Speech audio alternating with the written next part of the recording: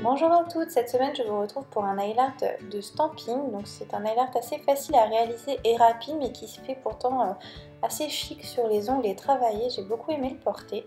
Donc après avoir appliqué ma base, j'ai posé ce très joli vernis de chez Color Club. C'est un vernis un bleu layette avec plein de micro paillettes à l'intérieur, vraiment toutes fines. Ça fait des reflets irisés très jolis. Donc je l'applique en deux couches, la première n'est pas opaque du tout, mais dès la deuxième couche c'est parfait. Je n'oublie pas de border la tranche de l'ongle pour bien sceller mon vernis. Ensuite je le laisse sécher de plusieurs heures car je vais utiliser du masking tape. Vous pouvez prendre du scotch si vous n'en avez pas. Et avec une petite paire de ciseaux je vais découper une pointe que je vais venir mettre au centre de mon ongle pour me faire comme un pochoir en fait. Donc après si vous voulez faire un arrondi ou une autre forme, libre à vous de faire ce que vous voulez. J'ai ensuite attrapé une plaque de Stampin' ainsi qu'un vernis. Donc ici c'est un vernis thermique qui réagit au chaud et au froid. Donc je stampe mon motif mandala que je vais venir mettre bien au milieu de mon ongle.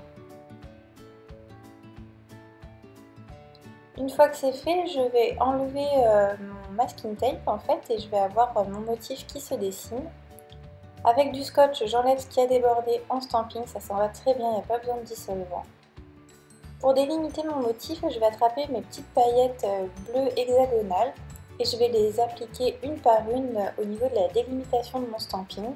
Donc pour les faire coller, j'ai appliqué un petit peu de top coat. Donc là, il faut prendre son mal en patience pour faire tout le tour. Sur les autres doigts, j'ai simplement appliqué un petit strass en forme de goutte, toujours dans les tons bleu turquoise. Il ne me reste plus qu'à poser une couche de top coat pour bien sceller le motif et faire attention que ça ne bave pas avec le stamping, il faut bien laisser sécher avant.